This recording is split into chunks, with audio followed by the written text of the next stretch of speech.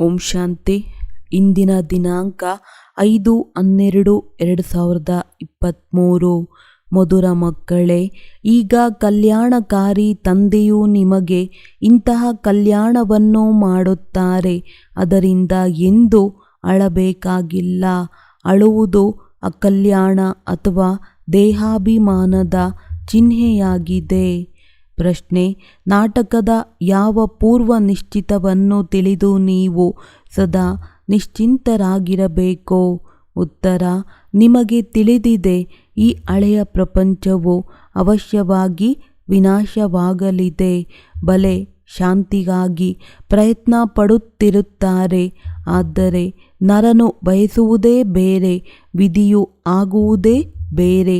ಎಷ್ಟೇ ಪ್ರಯತ್ನ ಪಟ್ಟರೂ ಈ ನಾಟಕದ ಪೂರ್ವ ನಿಶ್ಚಿತವು ಬದಲಾಗಲು ಸಾಧ್ಯವಿಲ್ಲ.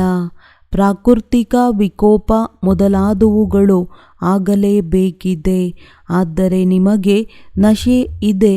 ನಾವು ಈಶ್ವರನ ಮಡಿಲನ್ನು ತೆಗೆದುಕೊಂಡಿದ್ದೇವೆ. ಯಾವುದನ್ನು ಸಾಕ್ಷಾತ್ಕಾರದಲ್ಲಿ ನೋಡಿದ್ದೇವೆಯೋ ಅದೆಲ್ಲವೂ ಪ್ರತ್ಯಕ್ಷದಲ್ಲಿ ಆಗಲೇಬೇಕಾಗಿದೆ. ಆದ್ದರಿಂದ ನೀವು ಸದಾ ನಿಶ್ಚಿಂತವಾಗಿರುತ್ತೀರಿ. ಓಂ ಶಾಂತಿ. ವಿಶ್ವದಲ್ಲಿ ಮನುಷ್ಯರ ಬುದ್ಧಿಯಲ್ಲಿ ಭಕ್ತಿ ಮಾರ್ಗದ್ದೇ ಗಾಯನವಿದೆ. ಏಕೆಂದರೆ ಈಗ ಭಕ್ತಿ ಮಾರ್ಗವು ನಡೆಯುತ್ತಿದೆ. ನಂತರ ಇಲ್ಲಿ ಭಕ್ತಿಯ ಗಾಯನವಿಲ್ಲ. ಇಲ್ಲಂತೂ ತಂದೆಯ ಗಾಯನವಿದೆ. ತಂದೆಯ ಮಹಿಮೆ ಮಾಡಬೇಕಾಗುತ್ತದೆ. ಆ ತಂದೆಯಿಂದಲೇ ಇಷ್ಟು ಶ್ರೇಷ್ಠ ಆಸ್ತಿಯು ಸಿಗುತ್ತದೆ. ಭಕ್ತಿಯಲ್ಲಿ ಸುಖವಿಲ್ಲ. ಭಕ್ತಿ ಮಾಡುತ್ತಿದ್ದರೂ ಸಹ ಸ್ವರ್ಗದ ನೆನಪನ್ನೇ ಮಾಡುತ್ತಾರಲ್ಲವೇ? ಮನುಷ್ಯರು ಮರಣ ಹೊಂದುತ್ತಾರೆಂದರೆ ಸ್ವರ್ಗವಾಸಿಗಳಾದರು ಎಂದು ಹೇಳುತ್ತಾರೆ. ಅಂದ ಮೇಲೆ ಖುಷಿಯಾಗಬೇಕಲ್ಲವೇ? ಯಾವಾಗ ಸ್ವರ್ಗದಲ್ಲಿ ಜನ್ಮ ಪಡೆಯುತ್ತಾರೆಂದರೆ ಅಳುವಂತಹ ಅವಶ್ಯಕತೆ ಇಲ್ಲ. ವಾಸ್ತವದಲ್ಲಿ ಸ್ವರ್ಗವಾಸಿಗಳಾದರು ಎಂಬುದು ಸತ್ಯವಾದ ಮಾತಲ್ಲ. ಆದ್ದರಿಂದ ಅಳುತ್ತಿರುತ್ತಾರೆ. ಈಗ ಈ ಅಳುವವರ ಕಲ್ಯಾಣ ಹೇಗಾಗುತ್ತದೆ? ಅಳುವುದು ದುಃಖದ ಸಂಕೇತವಾಗಿದೆ. ಮನುಷ್ಯರು ಅಳುತ್ತಾರಲ್ಲವೇ? ಮಕ್ಕಳು ಜನ್ಮ ಪಡೆಯುವಾಗಲೂ ಅಳುತ್ತಾರೆ. ಏಕೆಂದರೆ ದುಃಖವಾಗುತ್ತದೆ. ದುಃಖವಾಗಲಿಲ್ಲವೆಂದರೆ ಅವಶ್ಯವಾಗಿ ಹರ್ಷಿತರಾಗಿರುತ್ತಾರೆ. ಯಾವಾಗ ದುಃಖವಾಗುತ್ತದೆಯೋ ಆಗ ಒಂದಲ್ಲ ಒಂದು ಅಕಲ್ಯಾಣವಾಗುತ್ತದೆ. ಆಗಲೇ ಅಳು ಬರುತ್ತದೆ. ಸತ್ಯಯುಗದಲ್ಲಿ ಎಂದೂ ಅಕಲ್ಯಾಣವಾಗುವುದಿಲ್ಲ. ಆದ್ದರಿಂದ ಅಲ್ಲಿ ಎಂದೂ ಅಳುವುದಿಲ್ಲ. ಅಕಲ್ಯಾಣದ ಮಾತು ಇರುವುದಿಲ್ಲ. ಇಲ್ಲಿ ಸಂಪಾದನೆಯಲ್ಲಿ ಕೆಲವೊಮ್ಮೆ ನಷ್ಟವಾಗುತ್ತದೆ. ಇಲ್ಲವೇ ಕೆಲವೊಮ್ಮೆ ಆಹಾರ ಸಿಗುವುದಿಲ್ಲವೆಂದರೆ ಆಗ ದುಃಖಿಗಳಾಗುತ್ತಾರೆ. ದುಃಖದಲ್ಲಿ ಅಳುತ್ತಾರೆ. ಬಂದು ಎಲ್ಲರ ಕಲ್ಯಾಣ ಮಾಡಿ ಎಂದು ಭಗವಂತನನ್ನು ನೆನಪು ಮಾಡುತ್ತಾರೆ. ಒಂದು ವೇಳೆ ಭಗವಂತನು ಸರ್ವವ್ಯಾಪಿಯಾಗಿದ್ದರೆ ಕಲ್ಯಾಣ ಮಾಡಿ ಎಂದು ಯಾರಿಗೆ ಹೇಳುತ್ತಾರೆ?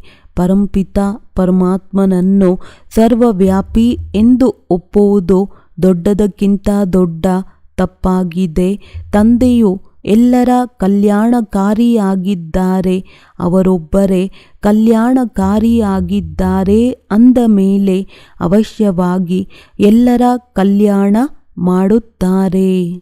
ನೀವು ಮಕ್ಕಳಿಗೆ ಗೊತ್ತಿದೆ, ಪರಂಪಿತ ಪರಮಾತ್ಮನು ಯಾವಾಗ ಕಲ್ಯಾಣವನ್ನೇ ಮಾಡುತ್ತಾರೆ ಅಂದಾಗ ವಿಶ್ವದ ಕಲ್ಯಾಣವನ್ನು ಮಾಡಲು ಆ ಪರಂಪಿತ ಪರಮಾತ್ಮನು ಯಾವಾಗ ಬಂದರು?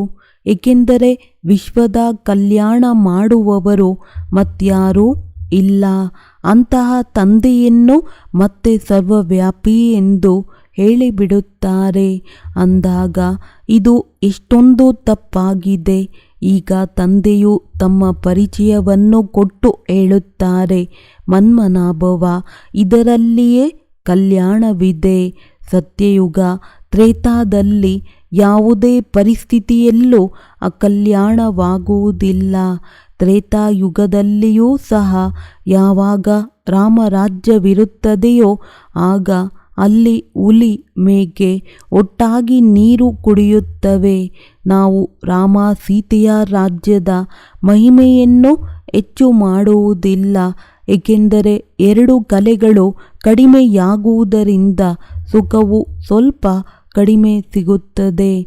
ನಾವಂತೂ ಸ್ವರ್ಗವನ್ನೇ ನೆನಪು ಮಾಡುತ್ತೇವೆ, ಯಾವುದನ್ನು ತಂದೆ ಸ್ಥಾಪನೆ ಮಾಡುತ್ತಾರೆ ಅದರಲ್ಲಿ ಪೂರ್ಣ ಆಸ್ತಿಯನ್ನು ಪಡೆಯುವುದು ತುಂಬ ಒಳ್ಳೆಯದಾಗಿದೆ. ಶ್ರೇಷ್ಠಾತಿ ಶ್ರೇಷ್ಠ ತಂದೆಯಿಂದ ಆಸ್ತಿಯನ್ನು ಪಡೆದುಕೊಂಡು ನಾವು ಕಲ್ಯಾಣ ಮಾಡಬೇಕು. ಪ್ರತಿಯೊಬ್ಬರೂ ಶ್ರೀಮತದಂತೆ ತನ್ನ ಕಲ್ಯಾಣ ಮಾಡಿಕೊಳ್ಳಬೇಕು. ತಂದೆಯು ತಿಳಿಸಿದ್ದಾರೆ, ಆಸುರಿ ಸಂಪ್ರದಾಯವಾಗಿದೆ, ಎರಡು ದೈವಿ ಸಂಪ್ರದಾಯವಾಗಿದೆ. ಈಗ ರಾವಣ ರಾಜ್ಯವಿದೆ. ಇನ್ನೊಂದು ಕಡೆ ದೈವಿ ಸಂಪ್ರದಾಯವನ್ನು ಸ್ಥಾಪನೆ ಮಾಡುತ್ತಿದ್ದೇನೆ ಅಂದರೆ ಈಗ ದೈವಿ ಸಂಪ್ರದಾಯವಿದೆ ಎಂದಲ್ಲ. ಆಸುರಿ ಸಂಪ್ರದಾಯವನ್ನು ನಾನು ದೈವಿ ಸಂಪ್ರದಾಯವನ್ನಾಗಿ ಮಾಡುತ್ತಿದ್ದೇನೆ ಹೇಳುತ್ತಾರೆ. ದೈವಿ ಸಂಪ್ರದಾಯವು ಸತ್ಯಯುಗದಲ್ಲಿರುತ್ತದೆ, ಆದರೆ ಈ ಆಸುರಿ ಸಂಪ್ರದಾಯವನ್ನು ಭವಿಷ್ಯಕ್ಕೋಸ್ಕರ ದೈವಿ ಸಂಪ್ರದಾಯವನ್ನಾಗಿ ಮಾಡುತ್ತೇನೆಂದು ತಂದೆಯು ತಿಳಿಸುತ್ತಾರೆ. ಈಗ ಬ್ರಾಹ್ಮಣ ಸಂಪ್ರದಾಯವಾಗಿದೆ, ಅದನ್ನೇ ದೈವಿ ಸಂಪ್ರದಾಯವನ್ನಾಗಿ ಮಾಡುತ್ತಿದ್ದೇನೆ. ಮನುಷ್ಯರಿಂದ ದೇವತೆಗಳನ್ನಾಗಿ ಮಾಡಿದರು ಎಂದು ಗುರುನಾನಕರು ಹೇಳಿದರು. ಆದರೆ ಯಾವ ಮನುಷ್ಯರನ್ನು ದೇವತೆಗಳನ್ನಾಗಿ ಮಾಡುತ್ತಾರೆ? ಅವರು ನಾಟಕದ ಆದಿ ಮಧ್ಯ ಅಂತ್ಯವನ್ನು ತಿಳಿದುಕೊಂಡಿಲ್ಲ. ಸೃಷ್ಟಿಯ ಆದಿಯಲ್ಲಿ ಯಾವ ಲಕ್ಷ್ಮೀನಾರಾಯಣರು ಶ್ರೇಷ್ಠಾಚಾರಿಯಾಗಿದ್ದರು, ಅವರೂ ಸಹ ಆದಿ ಮಧ್ಯ ಅಂತ್ಯವನ್ನು ಅರಿತುಕೊಂಡಿಲ್ಲ, ತ್ರಿಕಾಲದರ್ಶಿಗಳಾಗಿಲ್ಲ. ಅದಕ್ಕೆ ಮೊದಲಿನ ಜನ್ಮದಲ್ಲಿ ತ್ರಿಕಾಲದರ್ಶಿಗಳಾಗಿದ್ದರು, ಸ್ವದರ್ಶನ ಚಕ್ರಧಾರಿಗಳಾಗಿದ್ದರು. ಆದ್ದರಿಂದಲೇ ಈ ರಾಜ್ಯ ಪದವಿಯನ್ನು ಪಡೆದರು. ಅವರು ವಿಷ್ಣುವಿಗೆ ಸ್ವದರ್ಶನ ಚಕ್ರವನ್ನು ತೋರಿಸಿದ್ದಾರೆ. ಆದ್ದರಿಂದ ಇದನ್ನೂ ಸಹ ತಿಳಿಸಬೇಕು. ಸ್ವದರ್ಶನ ಚಕ್ರಧಾರಿಗಳು ಬ್ರಾಹ್ಮಣರಾಗಿದ್ದಾರೆಂದು ತಿಳಿಸಿದರೆ ಮನುಷ್ಯರು ಆಶ್ಚರ್ಯಚಕಿತರಾಗುತ್ತಾರೆ. ಅವರಂತೂ ಕೃಷ್ಣನಿಗೂ ಹೇಳುತ್ತಾರೆ, ವಿಷ್ಣುವಿಗೂ ಹೇಳಿಬಿಡುತ್ತಾರೆ. ಆದರೆ ವಿಷ್ಣುವಿನ ಎರಡು ರೂಪಗಳೇ ಲಕ್ಷ್ಮೀ ನಾರಾಯಣರೆಂದು ಅವರಿಗೆ ಗೊತ್ತಿಲ್ಲ. ಮೊದಲು ನಾವು ಸಹ ತಿಳಿದುಕೊಂಡಿರಲಿಲ್ಲ. ಮನುಷ್ಯರು ಪ್ರತಿಯೊಂದು ಮಾತಿನಲ್ಲಿ ವಿಧಿ ಎಂದು ಹೇಳುತ್ತಾರೆ. ನಾಟಕದಲ್ಲಿ ಏನಾಗಬೇಕಾಗಿದೆಯೋ ಅದನ್ನು ಯಾರೂ ತಡೆಯಲು ಸಾಧ್ಯವಿಲ್ಲ. ಇದಂತೂ ನಾಟಕವಾಗಿದೆ ಅಂದಾಗ ಮೊಟ್ಟಮೊದಲು ತಂದೆಯ ಪರಿಚಯ ಕೊಡಬೇಕೋ ಅಥವಾ ನಾಟಕದ ರಹಸ್ಯವನ್ನು ತಿಳಿಸಬೇಕೋ? ತಂದೆಯ ನೆನಪಿರಬೇಕು. ಮೊಟ್ಟಮೊದಲು ತಂದೆಯ ಪರಿಚಯವನ್ನು ಕೊಡಬೇಕು. ಬೇಅದ್ದಿನ ತಂದೆ ಶಿವಬಾಬಾರವರಂತೂ ಪ್ರಸಿದ್ಧವಾಗಿದ್ದಾರೆ. ರುದ್ರಬಾಬಾ ಎಂದೂ ಸಹ ಹೇಳುವುದಿಲ್ಲ. ಶಿವಬಾಬಾ ಹೆಸರುವಾಸಿಯಾಗಿದ್ದಾರೆ. ತಂದೆಯು ತಿಳಿಸಿದ್ದಾರೆ, ಎಲ್ಲೆಲ್ಲಿ ಭಕ್ತರಿದ್ದಾರೆಯೋ ಅಲ್ಲಿಗೆ ಹೋಗಿ ಅವರಿಗೆ ತಿಳಿಸಿ, ಹಿಮಾಲಯಕ್ಕೆ ಇಷ್ಟು ಮಲ್ಟಿಮಿಲಿಯನ್ ವರ್ಷಗಳಾಗಿವೆ ಎಂದು ಮನುಷ್ಯರು ಹೇಳುವುದನ್ನು ಪತ್ರಿಕೆಯಲ್ಲಿ ಓದಿದ್ದೆವು. ಈಗ ಹೇಳಿ, ಹಿಮಾಲಯಕ್ಕೆ ಏನಾದರೂ ಆಯಸ್ಸಿದೆಯೇ?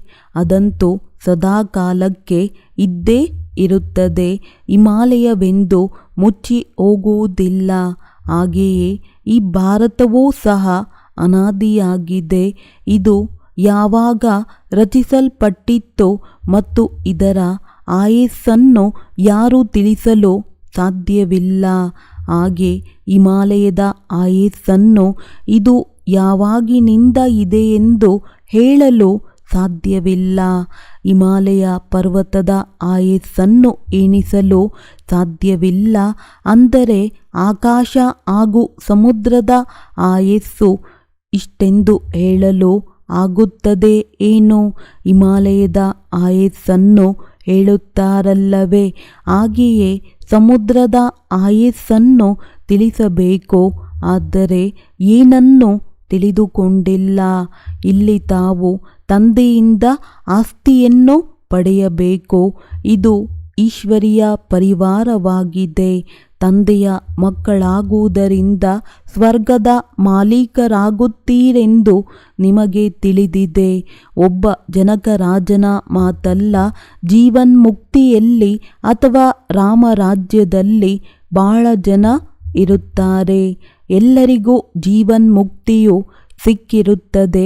1 ಸೆಕೆಂಡಿನಲ್ಲಿ ನೀವು ಮುಕ್ತಿ ಜೀವನ್ಮುಕ್ತಿಯನ್ನು ಪಡೆಯುವ ಪುರುಷಾರ್ಥಿಗಳಾಗಿದ್ದೀರಿ. ಮಕ್ಕಳಾಗಿರುವುದರಿಂದ ಮೊಮ್ಮ ಬಾಬಾ ಎಂದು ಹೇಳುತ್ತಿರುತ್ತೀರಿ ಅಂದಾಗ ಜೀವನ್ಮುಕ್ತಿಯಂತೂ ಸಿಗುತ್ತದೆ ಎಲ್ಲವೇ? ಪ್ರಜೆಗಳಂತೂ ಬಹಳಷ್ಟು ಜನರಾಗುತ್ತಾರೆಂದು ನಿಮಗೆ ತಿಳಿದಿದೆ. ದಿನ ಪ್ರತಿದಿನ ಪ್ರಭಾವ ಬೀರುತ್ತದೆ ಎಲ್ಲವೇ? ಈ ಧರ್ಮದ ಸ್ಥಾಪನೆ ಮಾಡುವುದು ಬಹಳ ಪರಿಶ್ರಮವಿದೆ. ಆ ಧರ್ಮಸ್ಥಾಪಕರು ಮೇಲಿಂದ ಬಂದು ಸ್ಥಾಪಿಸುತ್ತಾರೆ. ಅವರ ಹಿಂದೆ ಅನುಯಾಯಿಗಳೂ ಸಹ ಬರುತ್ತಾರೆ. ಆದರೆ ಇಲ್ಲಿ ಪ್ರತಿಯೊಬ್ಬರನ್ನು ರಾಜ್ಯಭಾಗ್ಯವನ್ನು ಪಡೆಯಲು ಯೋಗ್ಯರನ್ನಾಗಿ ಮಾಡುವುದು ತಂದೆಯ ಕರ್ತವ್ಯವಾಗಿದೆ. ಯಾರು ಮುಕ್ತಿ ಜೀವನ್ಮುಕ್ತಿಗೆ ಯೋಗ್ಯರಾಗಿದ್ದರೋ ಅಂಥವರನ್ನು ಈಗ ಮಾಯೆಯು ಯೋಗ್ಯಹೀನರನ್ನಾಗಿ ಮಾಡಿದೆ. ಪಂಚತತ್ವಗಳು ಯೋಗ್ಯಹೀನವಾಗಿದೆ. ಪುನಃ ಯೋಗ್ಯರನ್ನಾಗಿ ಮಾಡುವಂಥವರು ತಂದೆಯಾಗಿದ್ದಾರೆ. ನಿಮ್ಮದು ಈಗ ಸೆಕೆಂಡಿನಲ್ಲಿಯೂ ಯಾವ ಪುರುಷಾರ್ಥ ನಡೆಯುತ್ತದೆಯೋ ಕಲ್ಪದ ಮೊದಲೂ ಸಹ ಅದೇ ಪುರುಷಾರ್ಥವನ್ನು ಮಾಡಿದ್ದರು ಎಂದು ತಿಳಿದುಕೊಳ್ಳುತ್ತೇವೆ. ಕೆಲವರು ಆಶ್ಚರ್ಯವಾಗಿ ಓಡಿ ಹೋಗುತ್ತಾರೆ. ವಿಚ್ಛೇದನವನ್ನು ಕೊಡುತ್ತಾರೆ. ಇದನ್ನು ಪ್ರತ್ಯಕ್ಷದಲ್ಲಿ ನೋಡುತ್ತಿರುತ್ತೀರಿ. ಈಗ ವಿನಾಶವೂ ಸಹ ಸಮೀಪದಲ್ಲಿಯೇ ನಿಂತಿದೆ. ನಾಟಕದನುಸಾರ ಎಲ್ಲರೂ ತಮ್ಮ ತಮ್ಮ ಪಾತ್ರವನ್ನಭಿನಯಿಸಲು ಬರಲೇಬೇಕು. ನರನು ಇಷ್ಟಪಡುವುದೇ ಬೇರೆ. ಅವರು ಶಾಂತಿ ಸ್ಥಾಪನೆಯಾಗಲೆಂದು ಇಚ್ಛೆ ಪಡುತ್ತಾರೆ. ಆದರೆ ನೀವು ಮಕ್ಕಳಿಗೆ ನಾಟಕದ ರಹಸ್ಯವೂ ತಿಳಿದಿದೆ. ನಿಮಗೆ ಸಾಕ್ಷಾತ್ಕಾರವೂ ಆಗಿದೆ. ಅವರು ಬಲೆ ಎಷ್ಟೇ ವಿನಾಶವಾಗಬಾರದೆಂದು ತಲೆಕೆಡಿಸಿಕೊಂಡರೂ ಆ ನಾಟಕವನ್ನು ನಿಲ್ಲಿಸಲು ಸಾಧ್ಯವಿಲ್ಲ. ಭೂಕಂಪ, ಪ್ರಾಕೃತಿಕ ವಿಕೋಪಗಳು ಆಗುತ್ತದೆ. ಆದರೂ ಸಹ ಅವರು ಏನು ಮಾಡಲು ಸಾಧ್ಯ? ಇದು ಭಗವಂತನ ಕಾರ್ಯವಾಗಿದೆ ಎಂದು ಹೇಳುತ್ತಾರೆ. ನಿಮ್ಮಲ್ಲಿಯೂ ಸಹ ಕೆಲವರಿಗೆ ಬಹಳ ನಶೆ ಏರುತ್ತದೆ ಮತ್ತು ನೆನಪಿನಲ್ಲಿರುತ್ತಾರೆ. ಎಲ್ಲರೂ ಪರಿಪೂರ್ಣರಾಗಿಲ್ಲ. ಈ ನಾಟಕವು ನಿಲ್ಲುವುದಿಲ್ಲವೆಂದು ನಿಮಗೆ ತಿಳಿದಿದೆ. ಆಹಾರವಿಲ್ಲ. ಮನುಷ್ಯರು ವಾಸಿಸುವುದಕ್ಕಾಗಿ ಸ್ಥಳವಿಲ್ಲ. 3 ಹೆಜ್ಜೆಯಷ್ಟು ಭೂಮಿ ಇಲ್ಲ. ನಿಮ್ಮ ಈಶ್ವರೀಯ ಪರಿವಾರವು ತಾಯಿ ತಂದೆ ಮಕ್ಕಳಿರುವಂತಹ ಪರಿವಾರವಾಗಿದೆ. ನಾನು ಮಕ್ಕಳ ಮುಂದೆಯೇ ಪ್ರತ್ಯಕ್ಷವಾಗುತ್ತೇನೆ. ಮಕ್ಕಳಿಗೆ ಕಲಿಸಿಕೊಡುತ್ತೇನೆಂದು ತಂದೆಯು ಹೇಳುತ್ತಾರೆ. ನಾವು ತಂದೆಯ ಮತದಂತೆ ನಡೆಯುತ್ತೇವೆಂದು ಮಕ್ಕಳು ಹೇಳುತ್ತಾರೆ. ನಾನು ಮಕ್ಕಳ ಸನ್ಮುಖದಲ್ಲಿಯೇ ಬಂದು ಮತವನ್ನು ಕೊಡುತ್ತೇನೆಂದು ತಂದೆಯು ಹೇಳುತ್ತಾರೆ. ಮಕ್ಕಳೇ ತಿಳಿದುಕೊಳ್ಳುತ್ತಾರೆ. ತಿಳಿದುಕೊಳ್ಳದಿದ್ದರೆ ಬಿಟ್ಟು ಬಿಡಿ. ಜಗಳವಾಡುವಂತಹ ಮಾತಿಲ್ಲ. ನಾವು ತಂದೆಯ ಪರಿಚಯವನ್ನು ಕೊಡುತ್ತೇವೆ.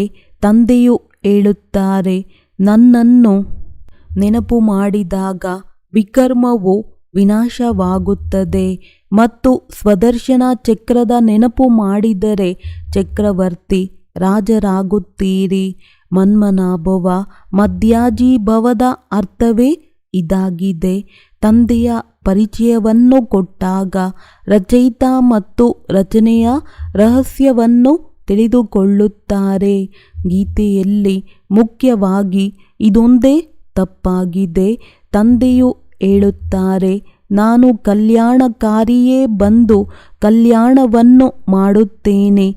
ಬಾಕಿ ಶಾಸ್ತ್ರಗಳಿಂದ ಕಲ್ಯಾಣವಾಗುವುದಿಲ್ಲ. ಭಗವಂತ ಒಬ್ಬರೇ ಆಗಿದ್ದಾರೆ, ಅವರನ್ನು ನೀವು ನೆನಪು ಮಾಡುತ್ತೀರಿ. ಆದರೆ ಇದನ್ನು ತಿಳಿದುಕೊಂಡಿಲ್ಲವೆಂದು ಮೊದಲು ಇದನ್ನು ಸಿದ್ಧ ಮಾಡಬೇಕು. ತಂದೆಯನ್ನು ನೆನಪು ಮಾಡುತ್ತೀರೆಂದಾಗ ಪರಿಚಯವು ಬೇಕಲ್ಲವೇ? ಅವರು ಎಲ್ಲಿರುತ್ತಾರೆ? ಬರುತ್ತಾರೆಯೋ ಅಥವಾ ಇಲ್ಲವೋ? ತಂದೆಯು ಆಸ್ತಿಯನ್ನು ಇಲ್ಲಿಯೇ ಕೊಡುತ್ತಾರೆಯೋ ಅಥವಾ ಭವಿಷ್ಯಕ್ಕಾಗಿ ಕೊಡುತ್ತಾರೆಯೋ? ತಂದೆಯಂತೂ ಸನ್ಮುಖದಲ್ಲಿ ಇರಬೇಕು. ಶಿವರಾತ್ರಿಯನ್ನು ಆಚರಿಸುತ್ತೀರಿ. ಶಿವನು ಎಲ್ಲರಿಗೂ ಪರಮಪಿತನಾಗಿದ್ದಾರೆ. ಅವರು ಎಲ್ಲರಿಗೂ ರಚಯಿತನಾಗಿದ್ದಾರೆ. ಹೊಸ ಜ್ಞಾನವನ್ನು ಕೊಡುತ್ತಾರೆ. ಸೃಷ್ಟಿ ಚಕ್ರದ ಆದಿ ಮಧ್ಯ ಅಂತ್ಯವನ್ನು ಅವರು ತಿಳಿದುಕೊಂಡಿದ್ದಾರೆ. ಅವರು ಸದಾ ಶ್ರೇಷ್ಠವಾದ ಶಿಕ್ಷಕರಾಗಿದ್ದಾರೆ. ಮನುಷ್ಯರನ್ನು ದೇವತೆಗಳನ್ನಾಗಿ ಮಾಡುತ್ತಾರೆ. ರಾಜಯೋಗವನ್ನು ಕಲಿಸುತ್ತಾರೆ. ಆದರೆ ಮನುಷ್ಯರೆಂದು ರಾಜಯೋಗವನ್ನು ಕಲಿಸಲು ಸಾಧ್ಯವಿಲ್ಲ. ನಾವು ಸಹ ಅವರಿಂದಲೇ ಕಲಿತು ಅನ್ಯರಿಗೆ ಕಲಿಸುತ್ತೇವೆ. ಗೀತೆಯಲ್ಲಿ ಪ್ರಾರಂಭದಲ್ಲಿ ಹಾಗೂ ಅಂತಿಮದಲ್ಲಿಯೂ ಮನ್ಮನಾಭವ ಮತ್ತು ಮಧ್ಯಾಜೀಭವ ಎಂದು ಹೇಳಲಾಗಿದೆ. ವೃಕ್ಷ ಹಾಗೂ ನಾಟಕದ ಜ್ಞಾನವು ಬುದ್ಧಿಯಲ್ಲಿರುತ್ತದೆ. ವಿಸ್ತಾರದಲ್ಲಿ ಕಲಿಸಿಕೊಡಬೇಕಾಗುತ್ತದೆ. ಫಲಿತಾಂಶದಲ್ಲಿ ತಂದೆ ಮತ್ತು ಆಸ್ತಿಯನ್ನು ನೆನಪು ಮಾಡುವ ಮಾತು ಬರುತ್ತದೆ. ಆದರೆ ನಾವು ವಿಶ್ವದ ಮಾಲೀಕರಾಗುತ್ತೇವೆ ಎನ್ನುವ ಒಂದು ಮಾತಿದೆ.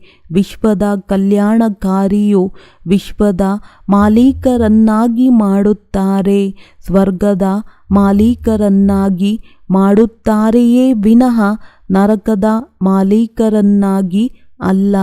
ನರಕದ ರಚಯಿತ ರಾವಣನಾಗಿದ್ದಾನೆ. ಸ್ವರ್ಗದ ರಚಯಿತ ತಂದೆಯಾಗಿದ್ದಾರೆಂದು ಪ್ರಪಂಚಕ್ಕೆ ತಿಳಿದಿಲ್ಲ. ಈಗ ಮೃತ್ಯುವು ಎದುರಿಗೆ ನಿಂತಿದೆ. ಎಲ್ಲರದ್ದು ವಾನಪ್ರಸ್ಥ ಸ್ಥಿತಿಯಾಗಿದೆ. ನಾನು ಎಲ್ಲರನ್ನೂ ಕರೆದುಕೊಂಡು ಹೋಗಲು ಬಂದಿದ್ದೇನೆಂದು ತಂದೆಯು ಹೇಳುತ್ತಾರೆ. ನನ್ನನ್ನು ನೆನಪು ಮಾಡಿದಾಗ ವಿಕರ್ಮಗಳು ವಿನಾಶವಾಗುತ್ತದೆ. ಆತ್ಮವು ಶುದ್ಧವಾಗುತ್ತದೆ. ನಂತರ ನಿಮ್ಮನ್ನು ಸ್ವರ್ಗಕ್ಕೆ ಕಳುಹಿಸುತ್ತೇನೆ. ಇದನ್ನು ನಿಶ್ಚಯ ಬುದ್ಧಿಯಿಂದ ತಿಳಿಸಬೇಕಾಗಿದೆಯೇ ವಿನಃ ಗಿಣಿಪಾಠದ ರೀತಿಯಲ್ಲ. ನಿಶ್ಚಯ ಬುದ್ಧಿಯುಳ್ಳವರು ದುಃಖಿಸುವ ಹಾಗೂ ದೇಹಾಭಿಮಾನದಲ್ಲಿ ಬರುವ ಮಾತಿಲ್ಲ. ದೇಹಾಭಿಮಾನವು ಬಹಳ ಕೊಳಕರನ್ನಾಗಿ ಮಾಡುತ್ತದೆ. ಈಗ ನೀವು ಆತ್ಮ ಅಭಿಮಾನಿಗಳಾಗಿ ಶರೀರ ನಿರ್ವಹಣಾರ್ಥವಾಗಿ ಕರ್ಮವನ್ನು ಮಾಡಬೇಕು. ಅವರು ಕರ್ಮ ಸನ್ಯಾಸಿಗಳಾಗಿದ್ದಾರೆ. ಆದರೆ ಇಲ್ಲಿ ನೀವು ಗೃಹಸ್ಥ ವ್ಯವಹಾರದಲ್ಲಿರಬೇಕು. ಮಕ್ಕಳನ್ನು ಸಂಭಾಲನೆ ಮಾಡಬೇಕು. ತಂದೆಯನ್ನು ಮತ್ತು ಚಕ್ರದ ಬಗ್ಗೆ ತಿಳಿದುಕೊಳ್ಳುವುದು ಬಹಳ ಸಹಜವಾಗಿದೆ. ತಂದೆಗೆ ಎಷ್ಟೊಂದು ಜನ ಮಕ್ಕಳಿದ್ದಾರೆ. ಅದರಲ್ಲಿಯೂ ಕೆಲವರು ಸುಪುತ್ರರು ಮತ್ತು ಕುಪುತ್ರರಿದ್ದಾರೆ. ಹೆಸರನ್ನು ಹಾಳು ಮಾಡುತ್ತಾರೆ. ಮುಖವನ್ನು ಕಪ್ಪು ಮಾಡಿಕೊಳ್ಳುತ್ತಾರೆ. ಮುಖವನ್ನಾಗಿ ಕಪ್ಪಾಗಿ ಮಾಡಿಕೊಳ್ಳಬೇಡಿ ಎಂದು ತಂದೆಯು ಹೇಳುತ್ತಾರೆ. ಮಗುವಾಗಿ ನಂತರ ಕಪ್ಪು ಮುಖವನ್ನಾಗಿ ಮಾಡಿಕೊಂಡಾಗ ಕುಲ ಕಳಂಕಿತರಾಗುತ್ತೀರಿ. ಈ ಕಾಮಚಿತೆಯಿಂದ ನೀವು ಕಪ್ಪಾಗಿದ್ದೀರಿ. ಇದರಲ್ಲಿ ಸುಟ್ಟು ಹೋಗಬಾರದು. ಹಗುರವಾದ ನಶೆಯು ಇರಬಾರದು. ಸನ್ಯಾಸಿಗಳು ಮುಂತಾದವರು ತಮ್ಮ ಅನುಯಾಯಿಗಳಿಗೆ ಈ ರೀತಿ ಹೇಳುತ್ತಾರೆಯೇ? ಅದು ಸತ್ಯತೆ ಅಲ್ಲ. ತಂದೆಯು ಎಲ್ಲರಿಗೂ ಸತ್ಯವಾದ ಮಾತುಗಳನ್ನು ತಿಳಿಸುತ್ತಾರೆ. ತಂದೆಯು ನನ್ನನ್ನು ನೆನಪು ಮಾಡಿ ಎಂದು ಹೇಳುತ್ತಾರೆ. ಬಾಬಾ ತಮ್ಮ ಮತದಂತೆ ನಡೆದು ನಾವು ಸ್ವರ್ಗವಾಸಿಗಳಾಗುತ್ತೇವೆ ಎಂದು ನೀವು ಗ್ಯಾರಂಟಿ ಮಾಡುತ್ತೀರಿ. ಮತ್ತೆ ವಿಷದ ಹಳ್ಳದಲ್ಲಿ ಬೀಳುವ ಯೋಚನೆಗಳನ್ನು ಹೇಗೆ ಮಾಡುತ್ತೀರಿ ಎಂದು ತಂದೆಯು ಕೇಳುತ್ತಾರೆ. ನೀವು ಮಕ್ಕಳು ಯಾವಾಗ ಈ ರೀತಿ ಮುರುಳಿಯನ್ನು ನುಡಿಸುತ್ತೀರೋ ಆಗ ಇಂತಹ ಜ್ಞಾನವನ್ನು ನಾವು ಎಂದೂ ಸಹ ಕೇಳಿಲ್ಲವೆಂದು ಹೇಳುತ್ತಾರೆ. ಮಂದಿರದ ಮೇಲ್ವಿಚಾರಕರನ್ನು ಹಿಡಿಯಬೇಕು, ಚಿತ್ರವನ್ನು ತೆಗೆದುಕೊಂಡು ಹೋಗಬೇಕು. ಈ ತ್ರಿಮೂರ್ತಿ ವೃಕ್ಷವು ಹೃದಯ ರಾಮನ ಚಿತ್ರವಾಗಿದೆ. ಮೇಲೆ ದೈವಿ ವೃಕ್ಷವು ನಿಂತಿದೆ. ಬಾಕಿ ಯಾವ ದೈವಿ ವೃಕ್ಷವು ಕಳೆದು ಹೋಗಿದೆಯೋ ಅದನ್ನು ತೋರಿಸುತ್ತಾರೆ. ಸರ್ವೀಸ್ ಮಾಡಿದಾಗ ತಂದೆಯು ಮಹಿಮೆಯನ್ನು ಮಾಡುತ್ತಾರೆ. ಇವರು ಕಮಾಲ್ ಮಾಡಿದರು. ಹೇಗೆ ತಂದೆಯು ರಮೇಶ್ ಬಾಯಿಗೆ ಮಹಿಮೆ ಮಾಡುತ್ತಾರೆ. ಪ್ರದರ್ಶನಿ ವಿಹಂಗ ಮಾರ್ಗದ ಸರ್ವೀಸಿನ ನಮೂನೆಯೂ ಚೆನ್ನಾಗಿದೆ. ಇಲ್ಲಿಯೂ ಸಹ ಪ್ರದರ್ಶನಿಗಳನ್ನು ಮಾಡಬೇಕು. ಚಿತ್ರವಂತೂ ಬಹಳ ಚೆನ್ನಾಗಿದೆ. ಈಗ ನೋಡಿ, ದೆಹಲಿಯಲ್ಲಿ ಯಾವ ಧಾರ್ಮಿಕ ಸಮ್ಮೇಳನವಾಗುತ್ತದೆಯೋ ಅವರೂ ಸಹ ಏಕತೆಯಲ್ಲಿವೆ ಎಂದು ಹೇಳುತ್ತಾರೆ. ಅದಕ್ಕೆ ಅರ್ಥವೇ ಇರುವುದಿಲ್ಲ. ತಂದೆಯು ಒಬ್ಬರಾಗಿದ್ದಾರೆ. ಬಾಕಿ ಎಲ್ಲರೂ ಸಹೋದರ ಸಹೋದರಿಯರಾಗಿದ್ದಾರೆ. ತಂದೆಯಿಂದ ಆಸ್ತಿಯೂ ಸಿಗುವಂತಹ ಮಾತು. ಪರಸ್ಪರದಲ್ಲಿ ಒಟ್ಟುಗೂಡಿ ಹೇಗೆ ಶಿರಖಂಡವಾಗಬೇಕೆನ್ನುವ ಮಾತನ್ನು ತಿಳಿದುಕೊಳ್ಳಬೇಕು. ಪ್ರದರ್ಶನಿಯ ವೃದ್ಧಿಗೋಸ್ಕರವೇ ಯುಕ್ತಿಗಳನ್ನು ರಚಿಸಬೇಕು. ಯಾರು ಸರ್ವೀಸಿನ ಪ್ರತ್ಯಕ್ಷ ಪ್ರಮಾಣವನ್ನು ತೋರಿಸುವುದಿಲ್ಲವೋ ಅವರಿಗೆ ನಾಚಿಕೆಯಾಗಬೇಕು. ಒಂದು ವೇಳೆ 10 ಜನ ಹೊಸಬ್ಬರು ಬಂದರೆ 8 ಜನ ಮರಣ ಹೊಂದಿದರೆ ಏನು ಲಾಭ? ಒಳ್ಳೆಯದು. ಮಧುರಾತಿ ಮಧುರ ಅಗಲಿ ಮರಳಿ ಸಿಕ್ಕಿರುವಂತಹ ಮಕ್ಕಳಿಗೆ ಪ್ರೀತಿಯ ಮಾತ್ಪಿತಾ ಬಾಪ್ತಾದಾರವರ ನೆನಪು, ಪ್ರೀತಿ ಹಾಗೂ ಸುಪ್ರಭಾತ. ಆತ್ಮೀಯ ಮಕ್ಕಳಿಗೆ ಆತ್ಮೀಯ ತಂದೆಯ ನಮಸ್ತೆ. ಧಾರಣೆಗಾಗಿ ಮುಖ್ಯ ಸಾರ: ಶರೀರ ನಿರ್ವಹಣಾರ್ಥವಾಗಿ ಕರ್ಮ ಮಾಡುತ್ತಾ ಆತ್ಮ ಅಭಿಮಾನಿಗಳಾಗುವ ಅಭ್ಯಾಸವನ್ನು ಮಾಡಬೇಕಾಗಿದೆ. ಯಾವುದೇ ಪರಿಸ್ಥಿತಿಯಲ್ಲಿ ಅಳುವ ಮತ್ತು ದೇಹಾಭಿಮಾನದಲ್ಲಿ ಬರಬಾರದು. ಶ್ರೀಮತದಂತೆ ತಮ್ಮ ಮತ್ತು ಅನ್ಯರ ಕಲ್ಯಾಣ ಮಾಡಬೇಕಾಗಿದೆ. ಸುಪುತ್ರರಾಗಿ ತಂದೆಯ ಹೆಸರನ್ನು ಪ್ರಸಿದ್ಧ ಮಾಡಬೇಕಾಗಿದೆ. ವರದಾನ: ವ್ಯರ್ಥ ಸಂಕಲ್ಪಗಳನ್ನು ಸಮರ್ಥದಲ್ಲಿ ಪರಿವರ್ತನೆ ಮಾಡುತ್ತಾ ಸಹಯೋಗಿಯಾಗುವಂತಹ ಸಮರ್ಥ ಆತ್ಮಭವ. ಕೆಲವು ಮಕ್ಕಳು ಯೋಚಿಸುತ್ತಾರೆ, ನನ್ನ ಪಾತ್ರವಂತೂ ಅಷ್ಟು ಕಾಣಿಸುತ್ತಿಲ್ಲ, ಯೋಗದ ಜೋಡಣೆಯಾಗುತ್ತಿಲ್ಲ, ಅಶರೀರಿ ಆಗುತ್ತಿಲ್ಲ. ಇದು ವ್ಯರ್ಥ ಸಂಕಲ್ಪ ಆಗಿದೆ. ಈ ಸಂಕಲ್ಪಗಳನ್ನು ಪರಿವರ್ತನೆ ಮಾಡಿಕೊಂಡು ಸಮರ್ಥ ಸಂಕಲ್ಪಗಳನ್ನು ಮಾಡಿರಿ. ಹೇಗೆಂದರೆ, ನೆನಪಂತೂ ನನ್ನ ಸ್ವಧರ್ಮವಾಗಿದೆ. ನಾನೇ ಕಲ್ಪಕಲ್ಪದ ಸಹಜ ಯೋಗಿಯಾಗಿದ್ದೇನೆ. ನಾನು ಯೋಗಿಯಾಗಲಿಲ್ಲವೆಂದರೆ ಯಾರಾಗುವರು? ಹೀಗೆ ಎಂದಿಗೂ ಯೋಚಿಸಬಾರದು. ನಾನೇನು ಮಾಡಲಿ, ನನ್ನ ಶರೀರವಂತೂ ನಡೆಸಲು ಸಾಧ್ಯವಿಲ್ಲ. ಈ ಹಳೆಯ ಶರೀರವಂತೂ ವೇಸ್ಟ್ ಹೀಗೆನ್ನಬಾರದು. ವಾನ ಸಂಕಲ್ಪವನ್ನು ಮಾಡಿರಿ.